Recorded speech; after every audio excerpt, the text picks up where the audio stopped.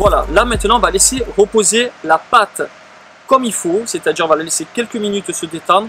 Donc je l'ai légèrement allongé, donc vous avez vu, ça a reposé en tout 48 heures de fermentation, d'accord. Donc première 24 heures, on l'a fait en masse. Ensuite, on a divisé donc notre pâton en 3.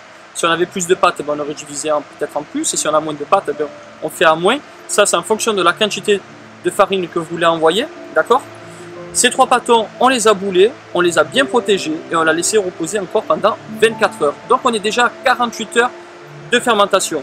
Je voulais faire une petite parenthèse par rapport à la fermentation. Il faut savoir un truc, c'est que la phase numéro 1, donc de 24 heures, si vous avez un levain qui est un peu faiblard, qui est un peu faible, je vous invite, au lieu de le laisser à 8 degrés, comme je vous montrais sur la phase 1, vous pouvez le laisser tout simplement toute la nuit, donc 24 heures, entre 12 voire 18 degrés en fonction justement de votre levain. Donc ça, il va falloir que vous voyez un petit peu, ça dépend de votre levain à vous, ça dépend aussi de comment vous le rafraîchissez. Donc voilà, il faut en prendre compte. C'est pour ça que j'ai rajouté un petit peu de miel aussi, donc pour booster un peu la fermentation. J'en reviens aux pâtons qui sont en train de reposer. Pour la dernière phase, nous n'allons pas, comment vous expliquer, faire de façonnage à proprement parler.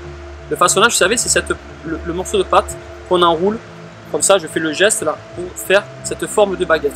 On va pas la faire comme ça, on va juste la friper légèrement comme ça, avec de la farine.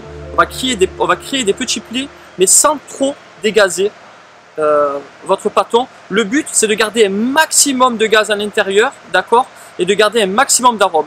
Donc moi, j'aime bien les faire un peu pointus. Donc on va légèrement les plisser comme ça, et sur ce mouvement d'allonger légèrement, on va pointer notre baguettine avec toute la farine, et on va laisser reposer notre pâte jusqu'à l'enfournement. Voilà les amis, donc écoutez, place à la phase numéro 2 et dernière phase de notre fameuse baguettine 100% levain, 0 levure, les amis. Allez, let's go!